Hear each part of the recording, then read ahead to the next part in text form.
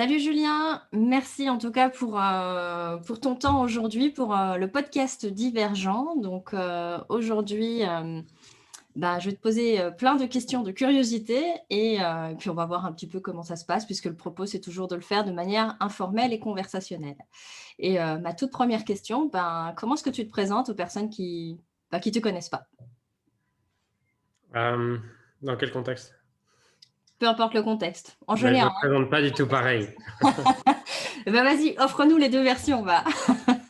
Ok. Avec quelqu'un qui est dans le monde du business, je vais me présenter comme j'ai plusieurs entreprises qui ont tous pour but d'aider l'être humain à se rendre compte de son potentiel, à se rendre compte que tout est possible et à faire croître son business tout en restant aligné avec son cœur. Ça, c'est si je suis dans le contexte business. Mhm. Après, si je suis pas dans le contexte business et qu'on me demande qui je suis, bah bonjour, je suis en musique. Mais ça dépend, ça dépend ce qu'on me demande. Ouais. Je m'adapte en fait, je m'adapte quoi. C'est ça. Ok, cool. Et du coup, bon, tu t'adaptes, mais alors du coup, je vais te poser la deuxième question que j'aime bien poser un peu plus pour le fun, qui est si tu étais un animal, un végétal, une couleur ou un symbole ou peu importe, en fait, quelque chose d'autre, tu serais quoi et pourquoi?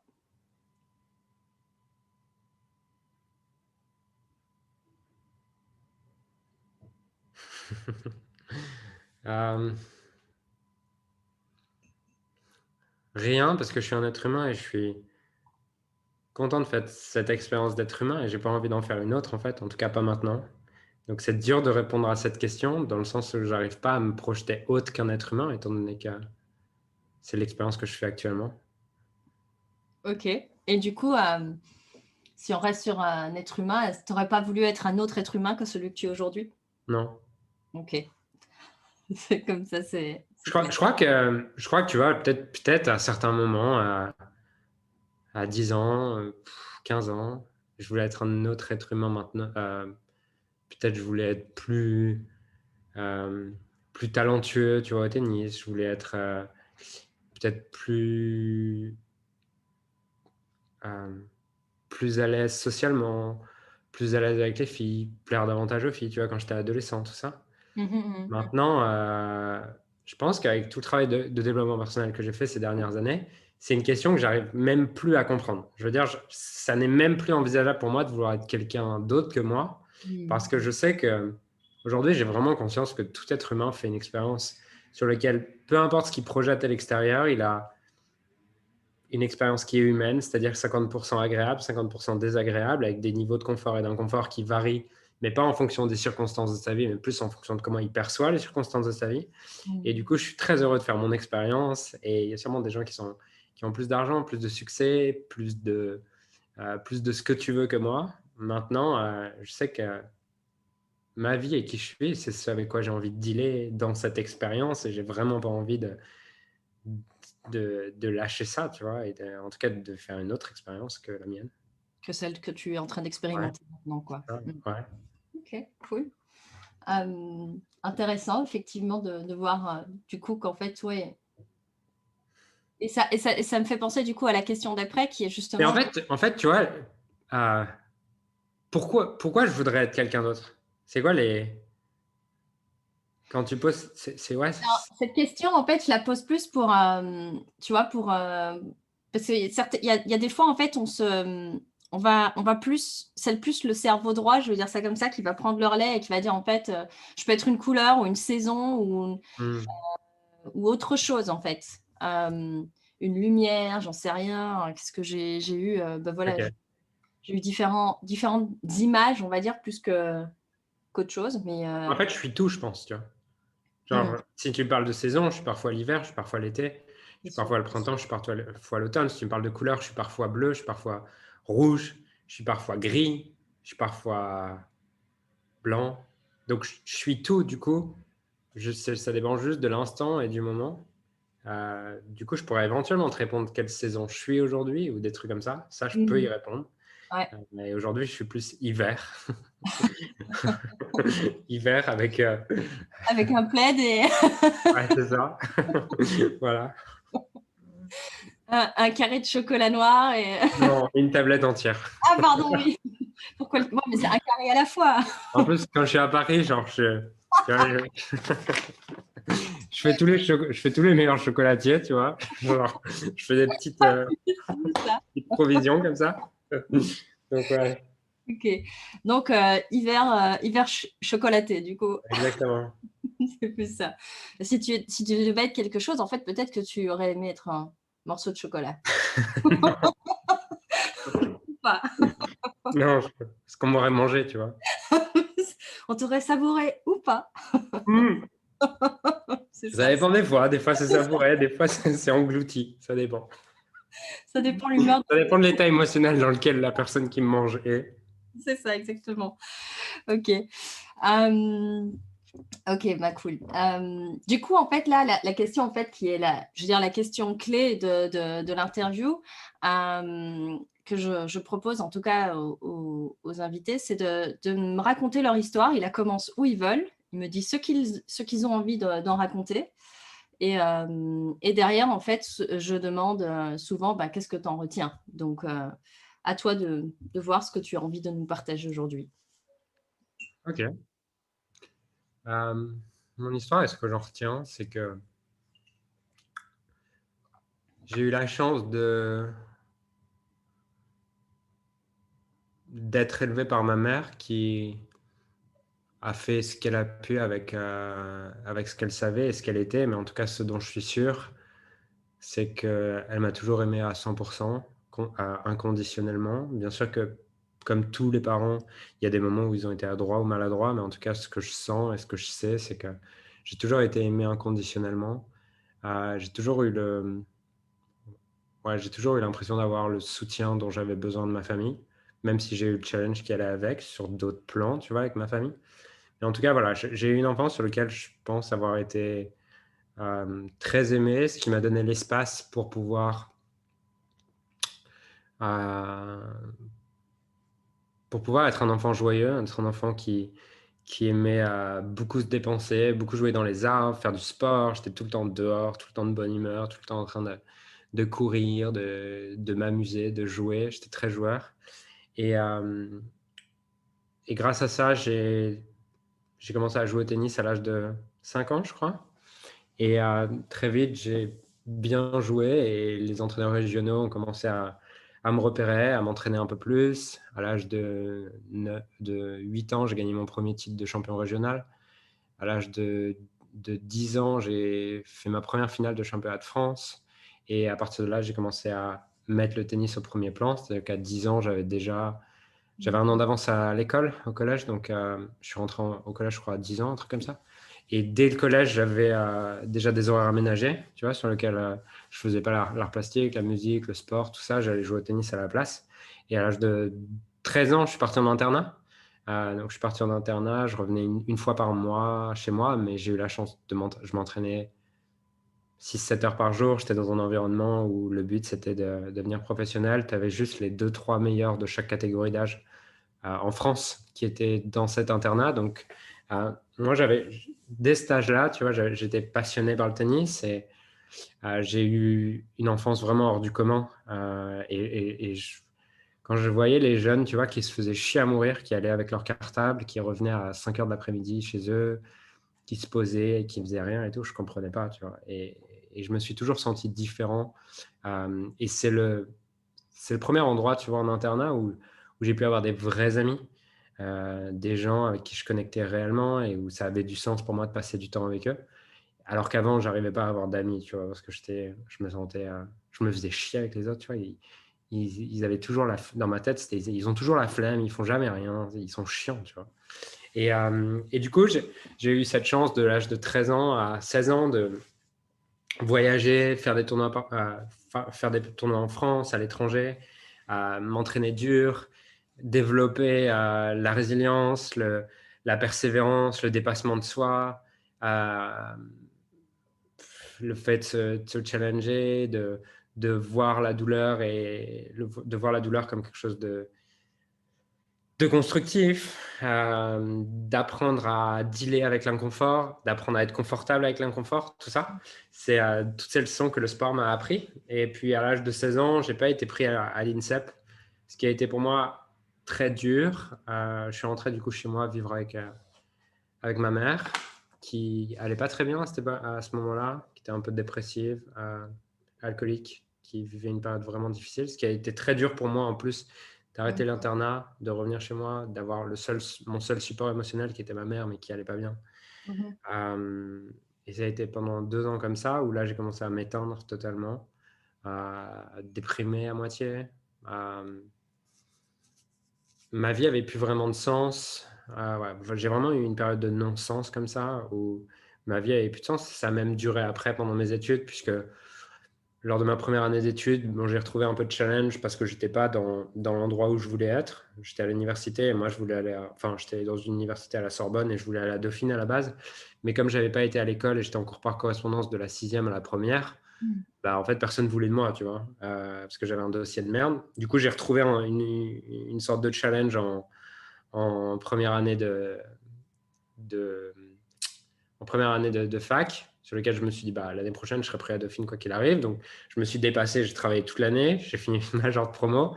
Et arrivé à Dauphine, bah, j'avais plus d'objectifs. Donc, pareil, pendant 4 ans, j'ai redéprimé un peu en me disant pourquoi je fais des études de finance, ça me fait chier, c'est de la merde, je vais pas faire tout ça de ma vie, tu vois. Mais sauf que déjà, je pense qu'à cette époque-là, je savais pas ce que je pouvais faire d'autre, tu vois, premièrement. J'étais un peu perdu dans ce monde de semi-adulte, et alors que je l'étais pas encore. Et en plus de ça, j'avais cette idée, et c'est ce que les gens autour de moi me disaient. Ils me disaient non, mais c'est normal, c'est les études. Voilà, c'est les études, c'est pas très intéressant les études, mais tu vas voir après, ça sera intéressant, tu vois. Et sauf qu'en fait, en faisant mon stage de fin d'études dernière année, je me suis rendu compte, putain, mais les gars, en fait, c'est encore plus chiant que les études, votre truc là.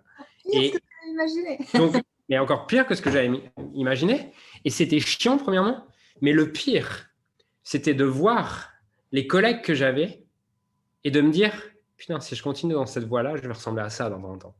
Et ça, pour moi, ça a été le turning point quand un jour, je me souviens, on est à la cafétéria, on a fini le déjeuner, et je discute avec un de mes collègues qui doit avoir 40 ans. Et franchement, il est en surpoids, il respire le mal-être. Voilà, il est en surpoids, il respire le mal-être, il a vraiment pas l'air heureux. Et je lui dis, mais pourquoi tu fais ce que tu fais? Il me dit, bah, moi, ça me va en fait. Je pars à 8 heures le matin, je rentre chez moi, il est 19 heures, j'ai un salaire correct pour vivre avec ma famille et le week-end, je peux profiter de ma famille. Et quand il me dit ça, je me dis, moi ça me va pas en fait. Moi, ça me va pas du tout, quoi. 2 jours par semaine, enfin, tu travailles 5 jours, 70% de ta vie 70% de ta vie pour en profiter 30% et encore en profiter. Tu as dans ta tête le fait que le lundi, tu repars, tu vois.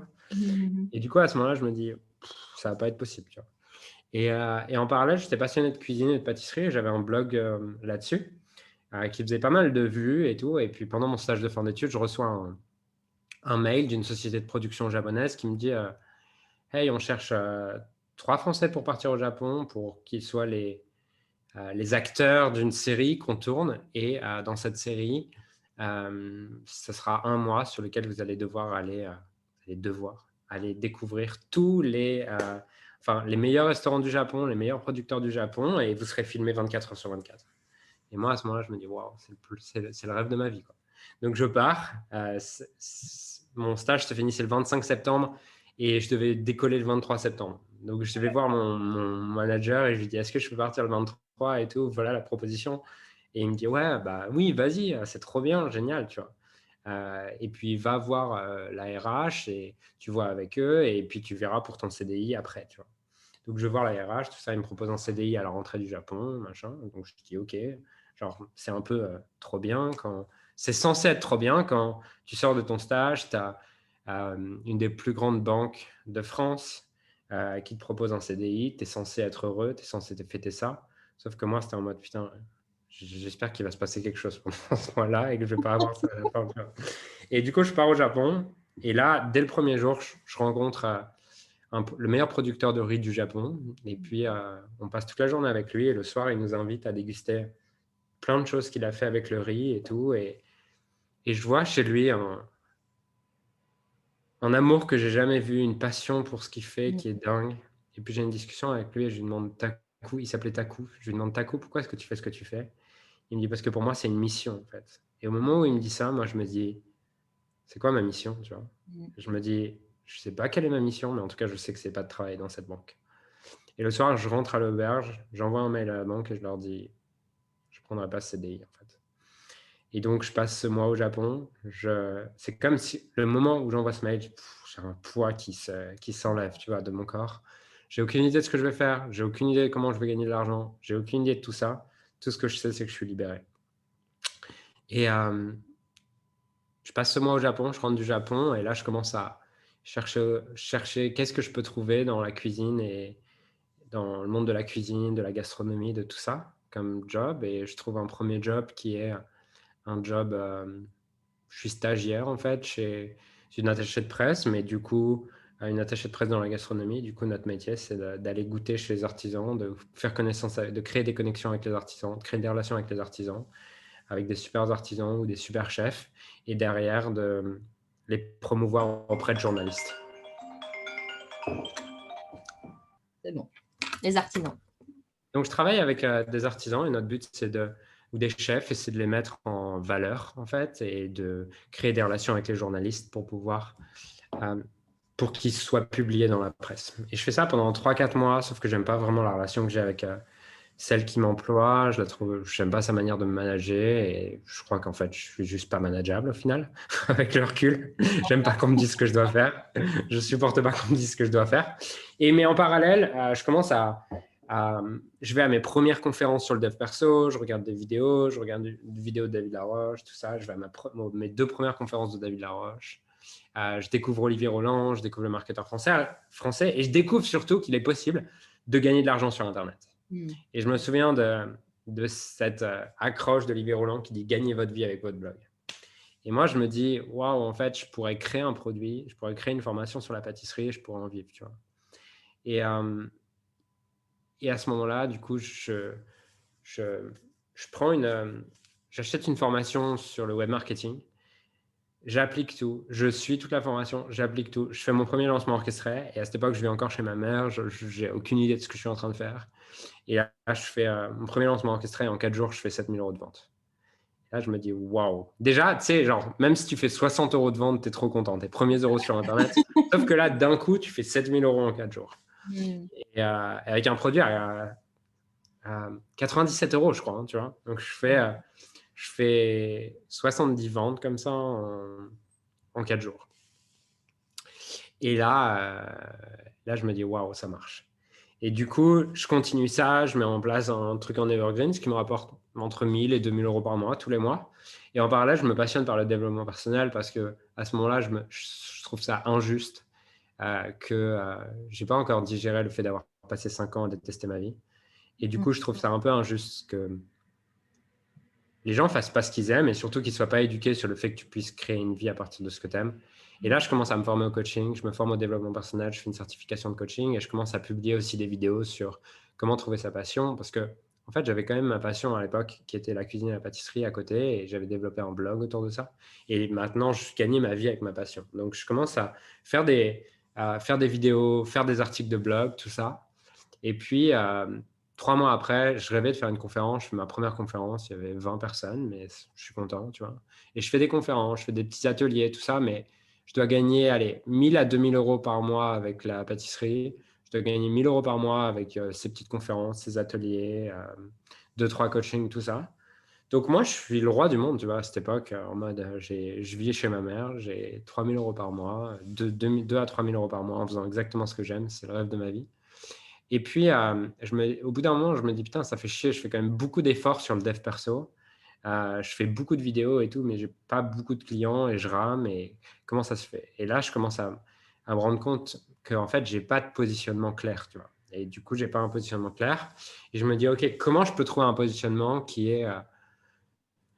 comment je peux trouver un positionnement qui marche mieux, tu vois? Et là, je me dis, c'est simple, il faut que tout ce que tu donnes dans la préparation mentale, dans le dev perso, tu le fasses appliquer au tennis. Avec ton histoire sur le tennis, ça va beaucoup mieux marcher. Et je lance ça. Et en fait, là, en 3 mois, avec le tennis, j'arrive à 5-6 000 euros par mois, tu vois. Mm. Et là, je me dis, waouh, ça marche mieux et c'est cool.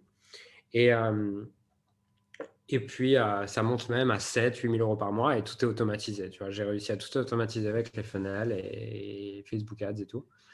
Et puis un jour, je discute avec un entrepreneur. Cet entrepreneur, il me dit Hey Julien, c'est trop bien ce que tu as fait. Est-ce que tu pourrais m'aider à faire pareil, tu vois. Et du coup, je lui dis ouais, on peut faire pareil. Il est sophrologue. Et je l'aide à faire pareil. Et là, en fait, en 2 mois, il triple son chiffre d'affaires, tu vois.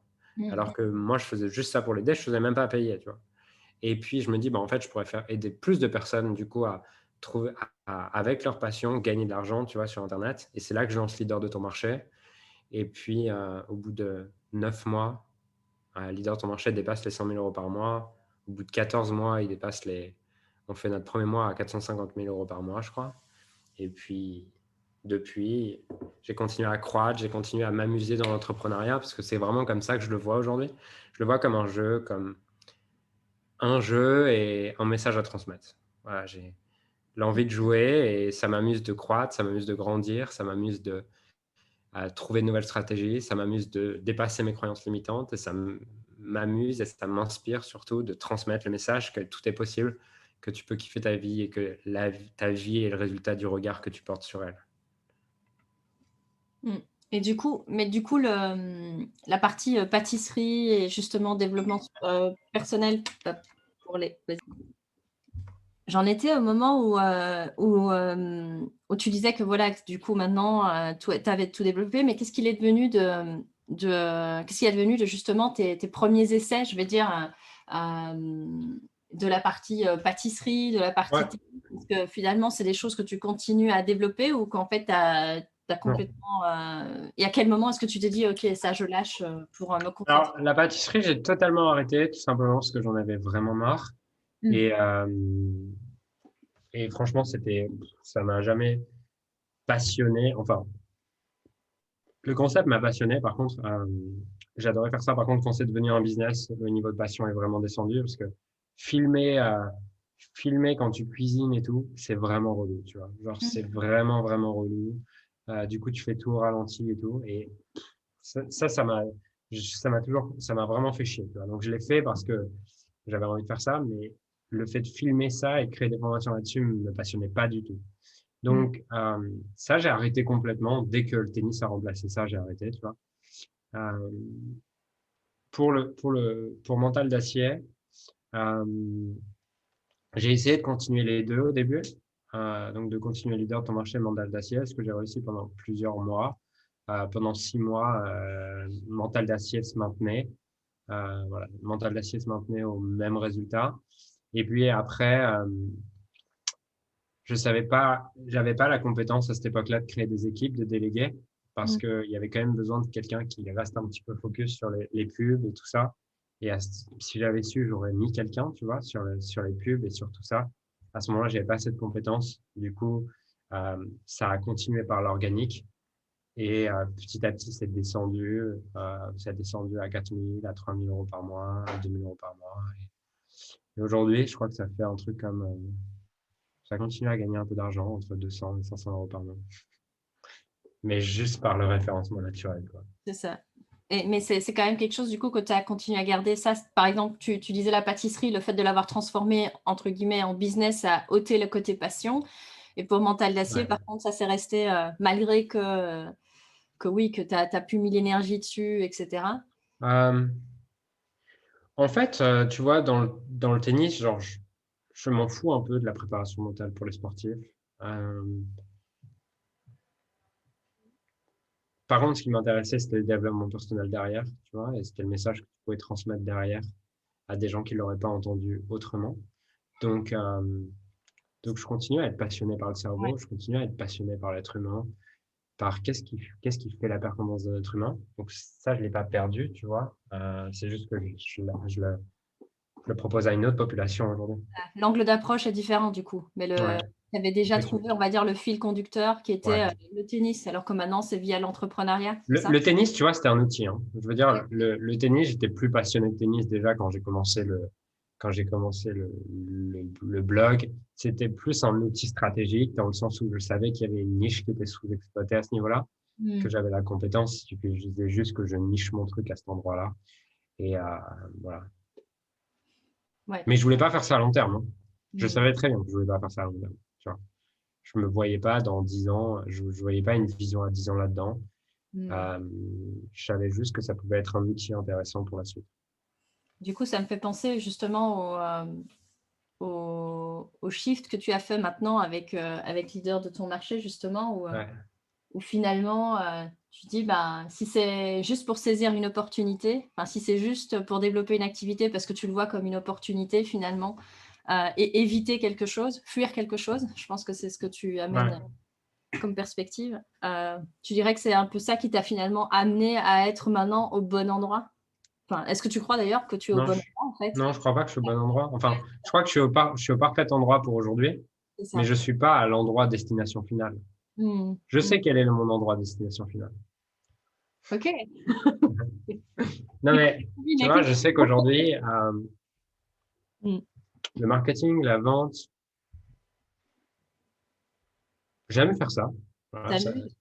ça m'amuse, mais ça me, ça m'inspire de le transmettre quand je découvre une nouvelle technique.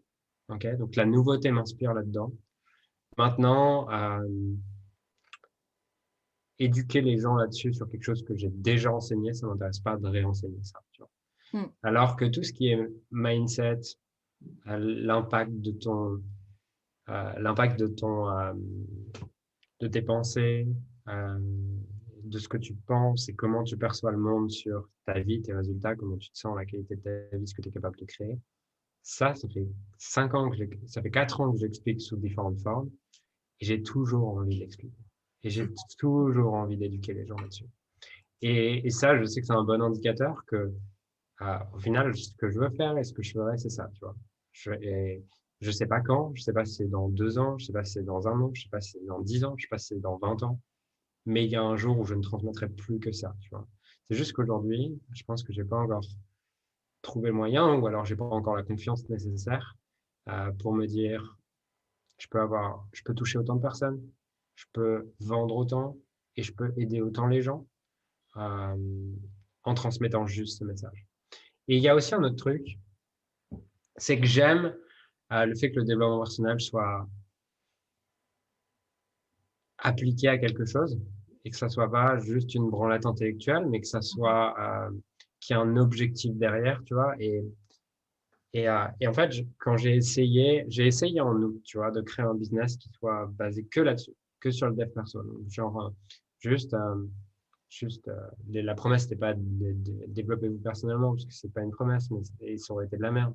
C'est un truc un peu marketé, mais il y avait quand même pas cette idée pour les entrepreneurs ou quoi. C'était juste, par exemple, créer l'habitude qui vous inspire, un truc comme ça. C'était une promesse comme ça. Devenir riche sur tous les plans. Ouais, ou un truc, ouais, voilà, exactement. Et, et en fait, ce qui s'est passé, c'est que on a commencé ça, on a commencé à mettre de la pub là-dessus, j'ai commencé à mettre une équipe là-dessus. Et en fait, ce qui s'est passé, c'est qu'on a commencé à avoir les premiers appels et tout ça. Et enfin, pas les premiers appels, on a peut-être eu 100 candidatures, des trucs comme ça. Et en fait, sur les 100 candidatures, c'était que des gens qui étaient en mode victime, genre la vie est contre moi, tout ça. Mmh. Et, et en fait, ça m'inspirait pas du coup d'accompagner ces gens-là. Je pense que ces gens-là, bah, ils peuvent regarder déjà mes vidéos ou écouter mes podcasts et c'est très bien comme ça. Et ils ont un chemin à faire avant d'acheter un programme et avant de mettre de l'argent parce que s'ils mettent de l'argent, ils vont vouloir être sauvés et j'ai pas envie de jouer à ce jeu-là, tu vois, et Mmh. rentrer dans ce jeu-là. Donc, j'ai pas encore trouvé le moyen de le faire. Même si pour moi, le podcast est une forme déjà. C'est-à-dire que le podcast aujourd'hui, bien sûr qu'il est adressé à des entrepreneurs, mais ce que je dis toujours à mes équipes, c'est quand au support client, au support prospect client, tu vois, au support leader de ton marché, c'est euh, franchement le podcast, tout le contenu que je mets dans le podcast, je pourrais le vendre, tu vois, je pourrais vendre ça à plusieurs milliers d'euros, je pourrais le packager, en faire une formation. mais j'ai envie que ça reste l'endroit où je puisse transmettre mon message librement, où je puisse partager des outils librement. Donc, je dis toujours à toutes mes équipes, quand il y a quelqu'un qui correspond pas au type de personne qu'on peut aider aujourd'hui, redirige-le vers le podcast. Mhm. Donc, aujourd'hui, j'ai un peu, enfin, pas abandonné, mais mis de côté l'idée de monétiser ça. Je pense que ça reviendra d'ici 6 mois, 1 an, 2 ans, 3 ans. J'en sais rien. Je sais pas quand, mais en tout cas, là, c'est pas ma priorité de monétiser ça. Mais c'est sûr. Mais par contre, euh, je le, je le diffuse partout, en fait, auprès de mes clients. C'est pas la promesse principale, mais par contre, c'est quelque chose que je diffuse partout.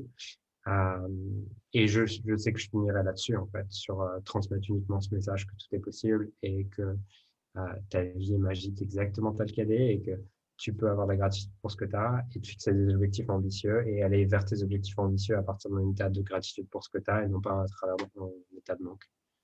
Mm. Mais donc finalement, le podcast est déjà un moyen pour toi Ouais, aujourd'hui justement de pouvoir faire le premier pas vers ta grande vision ou ta grande mission. Enfin, finalement, le fil conducteur est toujours là, quoi. Mm. ouais. Ok.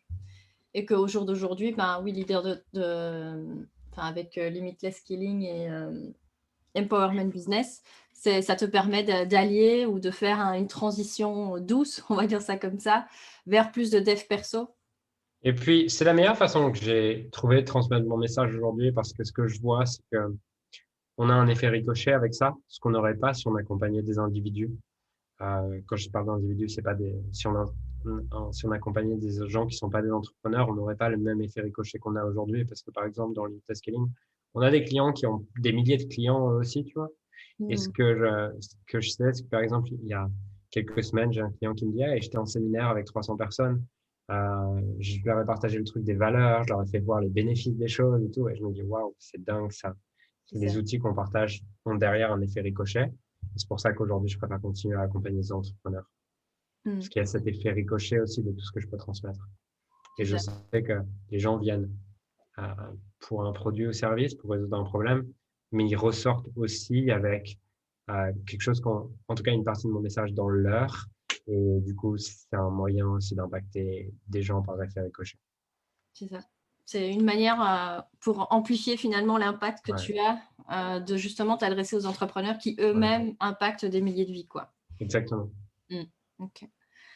Et, euh, et du coup, c'est quoi exactement ton idéal, on va dire, où tu vois, tu parles de cette envie de justement de transmettre le message. J'entends que c'est voilà, que tout est possible et que tu peux désirer quelque chose, avoir de l'ambition tout en étant dans un état de gratitude par rapport à ce que tu vis déjà Mhm. aujourd'hui. Mhm. Et c'est quoi l'idéal derrière ça? C'est-à-dire, qu'est-ce que tu entends par le mot idéal? Alors, pour moi, l'idéal, c'est, enfin, Simon Sinek appelle ça, enfin, tu sais que je suis, le jeu infini. Ouais, C'est ce truc vers lequel tu aspires, mais en sachant que tu vas jamais le voir se réaliser, mais que tu t'es all-in quand même parce que tu te dis que ben, ça sera ta contribution quelque part au monde. ok. Euh, j'ai un peu de mal, je pense, avec ce mot idéal, parce que pour moi, ça voudrait dire qu'aujourd'hui, c'est pas idéal. Ouais, c'est vrai. Et en fait, mon idéal, c'est aujourd'hui. Ça veut pas dire que j'ai pas envie de faire.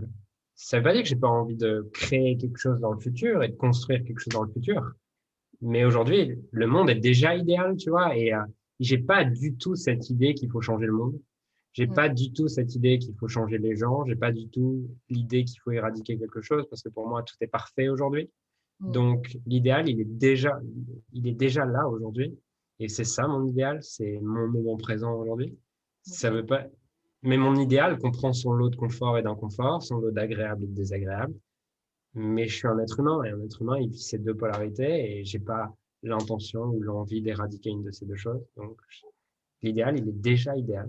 C'est ça. Il est déjà là. Ouais, ok.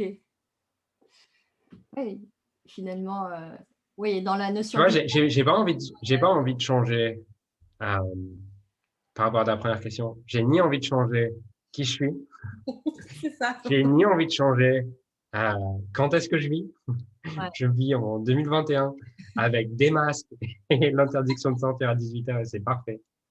Et j'ai ni envie de, j'ai pas envie de changer ces choses-là, tu vois. Enfin, mm, Ça ne veut pas dire que je ne peux pas mettre en place des choses pour ça, mais je n'ai pas envie de changer ça. C'est marrant parce que j'écrivais justement cet après-midi à ce sujet.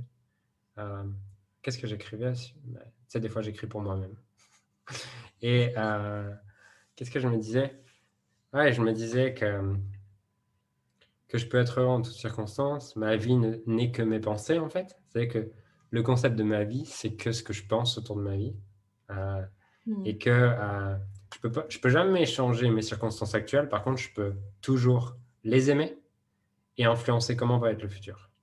Voilà, c'est tout ce que je peux faire. Donc à partir d'aujourd'hui, comment tu peux influencer le futur? Enfin, tu vois, si tu peux pas changer, enfin, tu vois, pour moi, c'est un peu. Je peux pas changer le présent, d'accord? Okay. Je peux pas. Le présent, il est là, c'est maintenant. Quand je dis le présent, c'est vraiment l'instant présent. Par contre, je peux influencer le futur. C'est-à-dire que je peux influencer que tu me souris dans 10 secondes ou que tu pleures dans 10 secondes. Ça, je peux l'influencer. Mais ton état de maintenant, je ne peux pas le changer. Tu vois? Et là, je te le prends à un niveau micro, mais c'est vrai à un niveau macro aussi. Tu vois? Ok, j'entends. Ça devient, ça devient hyper philosophique pour moi. Mais ce que j'aime bien justement, c'est ce côté à la fois perché et pragmatique. Ouais, et ça, je sais plus qui. Si, je sais, c'est Lingen que j'ai entendu. Il y a une interview où il a dit ça à un moment donné. Okay. J'ai vu ça l'autre jour. Les deux P. Cette notion de. Comme si on ne pouvait pas être les deux à la fois, ou comme s'il y avait cette croyance que si tu es perché, tu ne peux pas être pragmatique, alors qu'en réalité, justement, une spiritualité ancrée, c'est l'alliance des deux. Donc, Et puis en plus, tu vois, j'aime bien cette idée qui dit que les pieds, c'est quoi, les deux pieds ancrés au sol et la tête dans les étoiles, c'est un truc comme ça.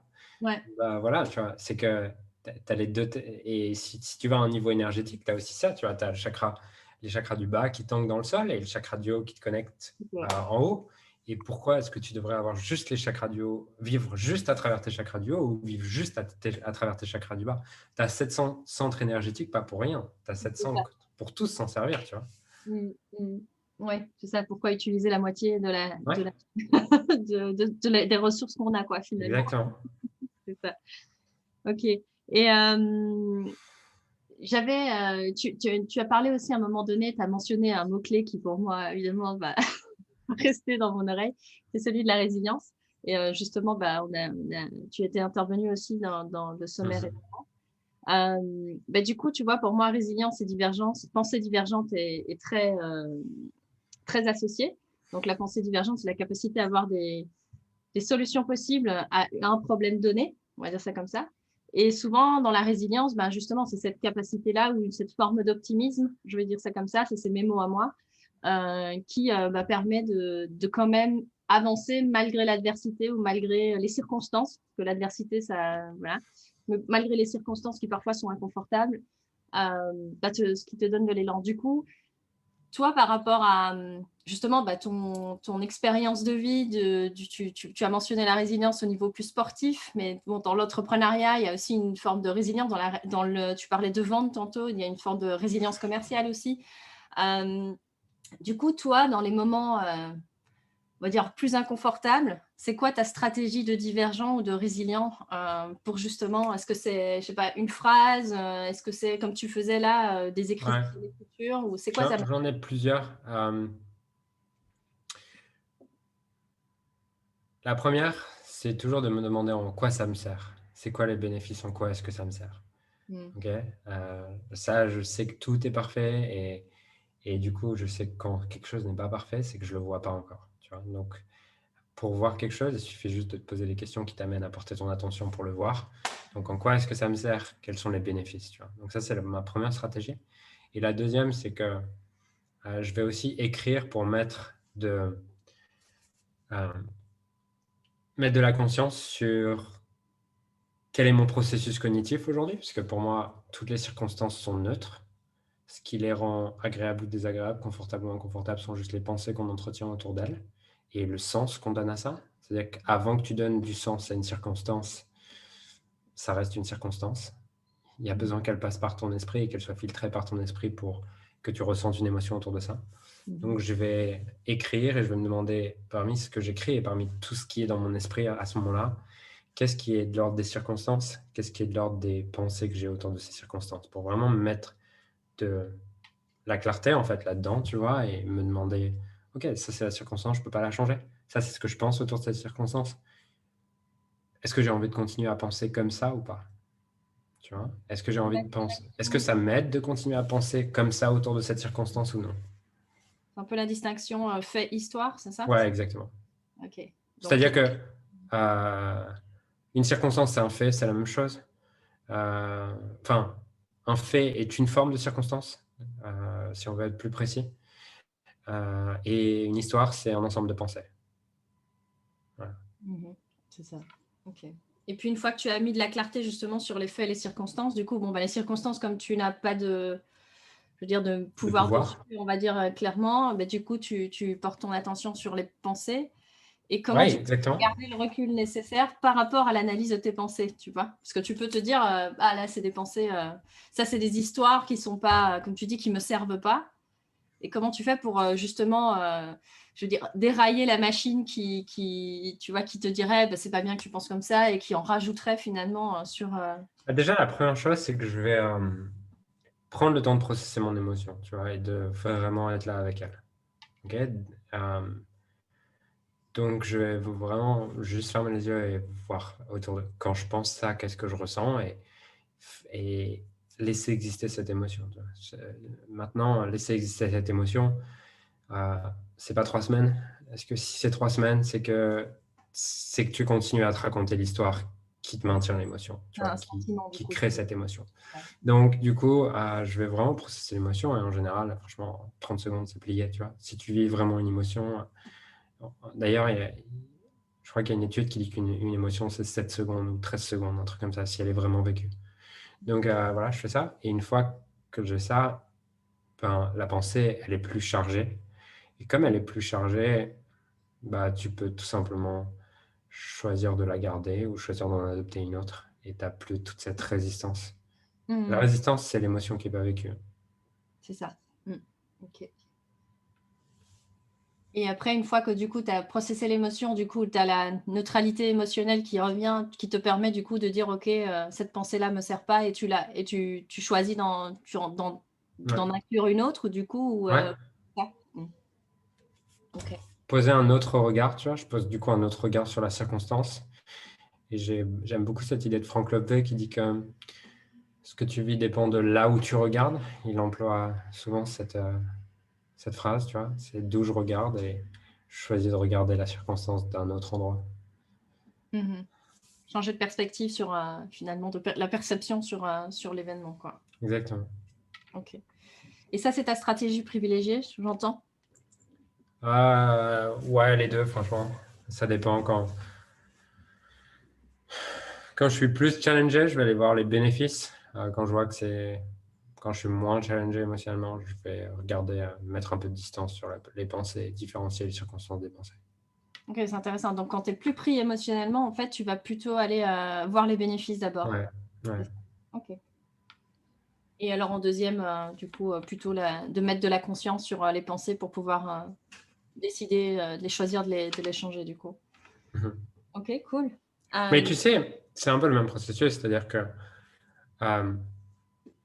Oui, si tu changes de perspective, tu te poses d'office la question de savoir est-ce que ça te bah, sert, en quoi ça te sert. effectivement, c'est que du coup, en fait, en changeant de perspective, c'est un moyen de voir en quoi est-ce que ça te sert. C'est-à-dire que tu choisis d'adopter une histoire et une pensée qui te sert. Et inversement, en allant chercher les bénéfices, bah, ce qui fait que tu te sens mal, c'est que tu te dis, ah, c'est horrible, ah, c'est dommage, je vais pas réussir, ah, ça fait chier, tu vois.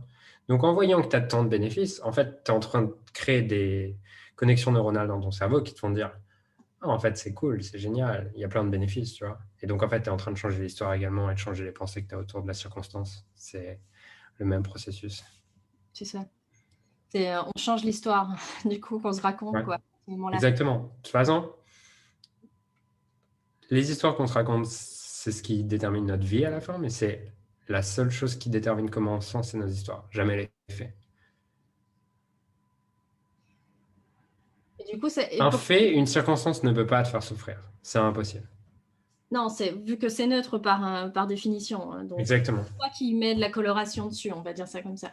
Exactement.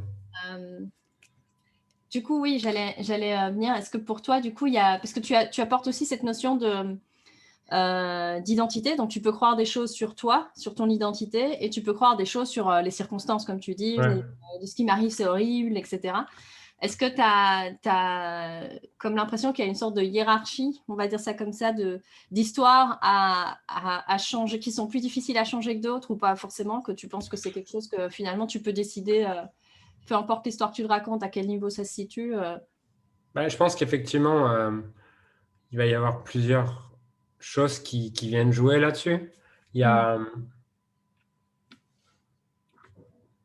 la première chose que je vois c'est que euh, selon depuis combien de temps tu te la racontes, cette histoire, tu vois, sur toi-même ou sur la vie. Mm. La deuxième chose, c'est aussi ce que ça remet, et c'est ça aussi, c'est ce que ça remet en question par rapport à ta vie de ne plus croire à ça. Et ça, pour beaucoup, c'est ce qui fait qu'ils s'attachent à des histoires qui ne les servent pas. C'est que, par exemple, si, prenons un exemple, tu te dis que tu as une vie de merde parce que ta mère t'a pas aimé. Ok, genre, ça fait 30 ans que tu as 40 ans, ça fait 30 ans que tu détestes ta vie.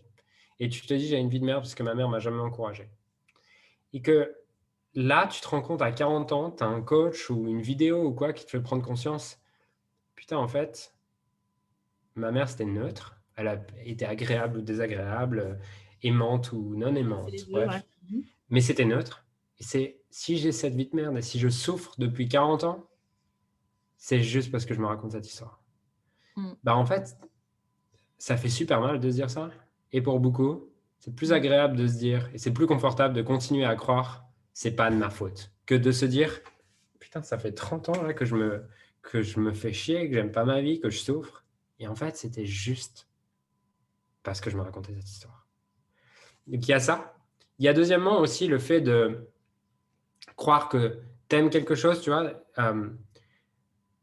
Croire qu'en fait, en blâmant la vie, les circonstances ou les personnes extérieures, croire que quand tu fais ça, tu fais payer le truc à l'autre.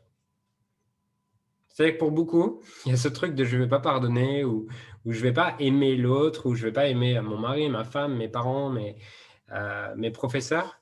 Parce que si je commence à l'aimer, ça voudrait dire qu'ils ne vont pas payer. Et ça veut dire qu'ils vont continuer à le faire. Ce qui n'a rien à voir, parce que quand tu pardonnes pas quelque chose et quand tu te racontes une histoire de merde, il n'y a que toi que ça touche. Tu vois. Mm. Ouais, Donc il y ouais. a ça. Tu as également effectivement les histoires et les croyances sur lesquelles ta vie sont fondées, donc les croyances identitaires ou des croyances à propos de la vie, tu vois, qui sont plus dures à changer parce que pour les raisons qu'on a mentionnées auparavant, parce que ça remet en question tellement de choses que c'est hyper inconfortable. Mm. Ça me fait penser un peu aux crises identitaires qu'on peut voir dans des cas typiquement, souvent les femmes, après l'accouchement, on parle de postpartum. Les burn-out aussi sont liés à tiens, ça n'a pas de sens, en fait, Ouais. je fais quoi, etc. Et souvent, c'est à ce moment-là qu'il y a ce genre de déclic ou ce shift qui se fait. Du coup, ça m'a souvent posé question et j'en profite du coup d'avoir aussi ton expérience, toi qui as coaché déjà pas mal de gens. Est-ce que tu as l'impression que les déclics ont toujours lieu à des moments où la douleur est insupportable ou est-ce que l'être humain est quand même capable, à un moment donné, de pouvoir avoir des shifts comme ça, mais tout seul, sans devoir se prendre le lot de souffrance? Est-ce que tu as cette impression? Parce que moi, j'ai l'impression que c'est comme si on devient plus sage, mais parce qu'on Ouais, a je pense. Effectivement, je pense que c'est possible. Par contre, euh, c'est comme si pour retrouver ton pouvoir, une fois que tu as retrouvé ton pouvoir, c'est bon, tu vois, tu as reconnecté à ton pouvoir et au fait que l'extérieur n'est responsable de rien et que tu es responsable de tout, je pense que tu peux avoir des shifts sans te casser la gueule longtemps et sans te casser les dents longtemps. Autant, je pense que vraiment au début, quand tu pars de cette vie, tu vois, où on est éduqué quand même dans une culture un peu de victime, de ah oui, mais c'est l'autre, ah, il faut punir l'autre, machin, tu vois, des petits, quoi. En fait, pour cette première reconnexion, de ce que j'ai vécu et de ce que j'ai pu voir, tu as quand même besoin d'avoir des claques, en fait, tu vois. Et quand t'en as marre, tu bouges. C'est ça. Ok. Mais tu sais, parce que, en fait, c'est, comme je le dis, changer des croyances, c'est ce qu'on a vu là il y a 5 minutes, c'est que c'est hyper inconfortable de changer des choses que tu crois depuis 10 ans, depuis 15 ans, qui remettent en question plein de choses que tu as crues, plein de choses sur lesquelles tu pensais que c'était pas ta faute, et en fait, tu te rends compte, merde, j'ai une responsabilité là-dedans. Tu vois, c'est hyper inconfortable de faire ça, de changer aussi, du coup, d'avoir la peur d'être jugé de plein de gens, parce que tu vas changer la manière dont tu vois le monde, les gens vont te dire, ah, mais t'es plus pareil, tu vois. Donc, il y a plein de choses qui fait que, comme c'est inconfortable de changer, bah, si c'est pas inconfortable de rester dans ta situation, tant que le niveau d'inconfort de rester dans ta situation, il est plus élevé que le fait de changer, bah, tu changes pas, tu vois. C'est ça. Tu finis par te dire qu'il y a plus d'avantages finalement que d'inconvénients à changer. Exactement. Ouais. Tu changes le jour où tu perçois plus d'inconvénients, consciemment et inconsciemment, le jour où tu perçois plus d'inconvénients que d'avantages à rester dans ta situation. Du coup, ça me fait penser à une question inverse de stratégie, c'est si tu veux te bouger, vois tous les inconvénients de ta situation actuelle. Mais ça m'a l'air un peu bancal comme méthode, parce que je me dis, bah, du coup, tu es plus poussé à justement à éviter. À nouveau, tu n'es pas dans l'élan de... Effectivement. Après, je pense qu'au début, tu vois, tu vas souvent changer et aller dans le dev perso. Pour moi, c'est les 3 niveaux de dev perso. C'est que le premier niveau, c'est ben, tu t'intéresses pas à tout ça, la vie t'arrive et tu peux pas grand-chose. Au début, tu veux changer les autres et la vie. Tu vois, le premier niveau de dev perso, c'est le non-dev perso, en fait. C'est tu veux changer les autres, les circonstances, la vie, le gouvernement. Et ensuite, tu arrives à un point qui est, en général, tu as découvert du dev perso et là, tu es dans un dev perso en mode culpabilité. En mode, putain, je suis responsable de tout et ça veut dire que la vie de merde que j'ai aujourd'hui, c'est de ma faute. Et du coup, tu penses qu'il faut te changer toi. Tu vois.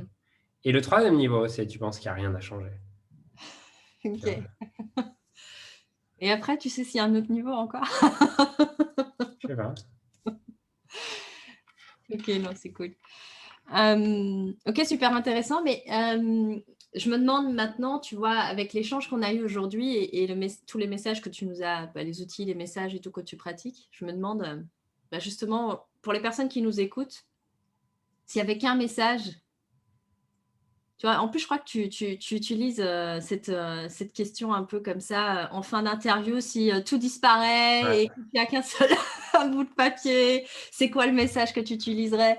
Et j'aurais bien envie de te poser une variante de ça, effectivement, de dire, bon, bah, ok, les personnes qui nous écoutent aujourd'hui, tu aurais envie qu'elles retiennent quoi de cette interview, de cet échange entre nous aujourd'hui?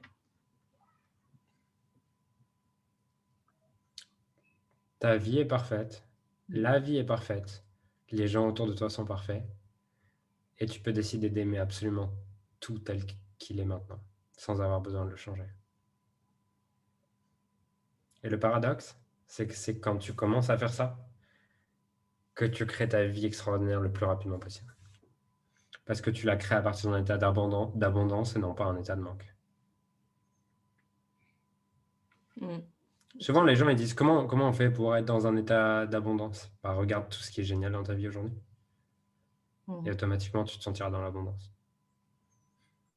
Ça revient au fait de mettre son attention sur les bénéfices d'une situation ou déjà tout Exactement. là, quoi. Tout ce sur quoi tu portes ton attention se développe. Ok. Tu crées finalement, à nouveau, Tout le temps. avec tes pensées, tu crées. Donc, du coup, autant C'est mettre ça. ton attention sur des choses porteuses ou soutenantes ou en tout cas qui t'inspirent pour attirer plus. Enfin, je ne sais pas si c'est attirer vraiment le mot, mais pour créer plus de ça. C'est Tu ça? vois, souvent, tu entends les gens qui disent ah, je me suis reconnecté à mon pouvoir créateur. Non, tu n'es pas reconnecté, en fait, tu l'as toujours été. Et tu ne peux pas t'en déconnecter. Tu crées, que tu le veuilles ou non, tu crées à chaque instant. Que tu sois connecté à Dieu, aux anges, à ce que tu veux, ou que tu sois en train de pleurer et de casser tout chez toi, tu es en train de créer. Okay. À chaque instant, tu crées par tes pensées qui deviennent des émotions qui elles aussi créent, ces émotions se transforment en actions, qui elles créent des résultats, et tu crées à chaque instant. La question, c'est qu'est-ce que tu es en train de créer? C'est ça. Okay. Finalement, oui, c'est ça. On est tous créateurs Tout le depuis qu'on temps. est né, en fait. Depuis que tu es Depuis né. qu'on est né, depuis qu'on respire, Depuis que jusqu'au tu dernier respires. jour où on souffle, voilà, on aura notre dernier soupir, quoi. C'est ça. Et cette notion de co-créateur, du coup, tu y crois ou pas trop? Parce que du coup, tu vois, on est responsable, mais tu vois, il y a souvent cette notion aussi de co-créer avec l'autre, parce qu'on est tous, du coup, créateurs de nos vies, mais tu vois, nos pensées ne sont pas toujours tout à fait les mêmes. Et donc, du coup, on est co-créateur de la réalité qu'on a. T'as Tu un peux me avis? donner un exemple? Alors, un exemple, par exemple, tu peux avoir quelqu'un qui veut créer justement une entreprise qui fait des millions pour impacter plein de gens. Et puis, tu as quelqu'un d'autre qui, dans sa réalité, dans sa perception du monde, pour impacter plein de gens, il faut faire les choses gratuitement, tu vois. Ou en tout cas, être dans le bénévolat ou je sais pas quoi. Tu vois, là, je vois donc la même intention, je veux dire ça, ou la même vision, donc c'est d'impacter le plus de monde pour le bien commun, mais avec des stratégies différentes. Mais du coup, les deux sont en dissonance, je veux dire, ou en... Comment Bah, dire? tu en auras un qui impactera des millions de personnes en faisant des millions, et tu en as un autre qui impactera des millions de personnes gratuitement s'il y croit. S'il y croit vraiment. Et s'il n'est pas en train de se plaindre que s'il passe vraiment son attention à vouloir impacter des millions de personnes, en voulant le faire gratuitement, et non pas s'il est en train de se plaindre de oui, mais le monde est mauvais parce qu'il y a ces capitalistes et tout ça. Parce que c'est le problème en fait de beaucoup de gens qui ont des super intentions de vouloir un monde dans lequel c'est du don et tout ça. C'est que le problème, c'est qu'ils passent beaucoup plus de temps à se plaindre que les capitalistes détruisent le monde et que l'argent est mal, qu'à réellement créer le système qu'ils veulent. Mm. Ça me fait penser à un auteur, je crois que c'est Bernard Werber, si ma mémoire est bonne, qui dit que pour changer un système, il faut le changer de l'intérieur. Exactement. J'aime beaucoup, tu vois, cette idée, je vais reciter Franck Leboeuf, qui dit que le monde est ce qu'on perçoit de lui collectivement. Le monde, aujourd'hui, il n'y a pas le monde va mal ou le monde va bien, il y a juste le monde est le résultat de la pensée collective. Et tout ce que je peux faire, c'est, je vais reprendre encore une fois son image, qui est que la plage, que le monde c'est la plage et je suis un grain de sable sur cette plage. Et la seule chose que je puisse faire, c'est mon rôle de grain de sable. Tu vois, je ne peux pas changer les autres grains de sable. Par contre, je peux changer moi le grain de sable. Et le monde change lorsque la somme des grains de sable change. Mm. Si tout le monde prend son rôle de grain de sable à bras le corps, du coup. On va dire. Ok. Et tu vois, il parle de cette idée, je ne veux pas le déformer, je veux pas le déformer à ce sujet, et il en parlera sûrement mieux que moi. Il y a une super interview à ce sujet, je pourrais te redonner le lien si tu veux la mettre pour tes auditeurs, mais il parle de cette idée que quand tu dis le monde va mal, en fait, ce que tu dis, c'est que toi, tu vas mal. Et c'est que cette part-là de toi va mal. Quand tu dis le monde va bien, ce que tu dis, en fait, c'est que tu vas bien. Et le monde, il est neutre. C'est juste comment tu te sens à l'intérieur qui détermine le regard que tu portes sur lui. À l'extérieur. Cette notion de l'intérieur, du monde intérieur, elle reflète le monde extérieur, elle reflète ton monde intérieur. Ok. Ok. Bah écoute, je pense que j'en ai fini pour mes questions aujourd'hui, qui ont été, voilà. En tout cas, moi, j'ai eu beaucoup de plaisir à te poser des questions un peu en freestyle, mais merci beaucoup en tout cas pour le temps consacré, et je te dis, du coup, à bientôt. Avec plaisir. Merci à toi. J'aime beaucoup ta curiosité et ton envie de connecter avec les gens, d'en savoir plus. Je te souhaite bon courage pour ces interviews avec des divergents. Merci beaucoup. Allez, Sandra. Merci.